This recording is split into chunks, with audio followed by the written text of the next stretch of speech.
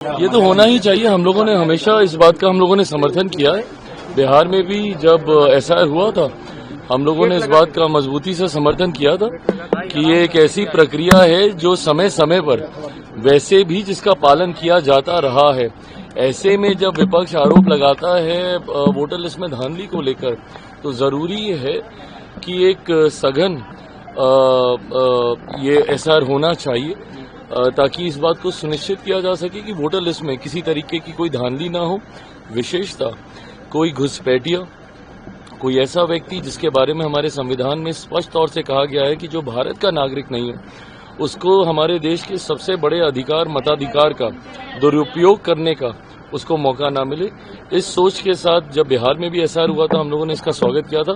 देश भर में ये होगा, ये जानकारी हम लोगों को पहले से ही थी। अब जितने राज्यों में होने जा रहा है, मुझे लगता है कि ये एक सशक्त लोकतंत्र के लिए जरूरी है। ये तो होना ही चाहिए। हम लोगों ने हमेशा इस बात का समर्थन किया है। बिहार में भी जब एसआईआर हुआ था, हम लोगों ने इस बात का मजबूती से समर्थन किया था कि ये एक ऐसी प्रक्रिया है जो समय समय पर वैसे भी जिसका पालन किया जाता रहा है। ऐसे में जब विपक्ष आरोप लगाता है वोटर लिस्ट में धांधली को लेकर, तो जरूरी है कि एक सघन ये एसआईआर होना चाहिए ताकि इस बात को सुनिश्चित किया जा सके कि वोटर लिस्ट में किसी तरीके की कोई धांधली ना हो।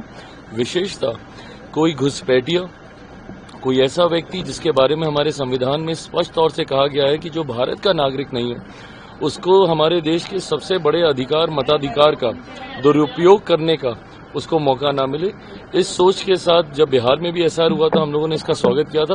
देश भर में ये होगा, ये जानकारी हम लोगों को पहले से ही थी। अब जितने राज्यों में होने जा रहा है, मुझे लगता है कि ये एक सशक्त लोकतंत्र के लिए जरूरी है।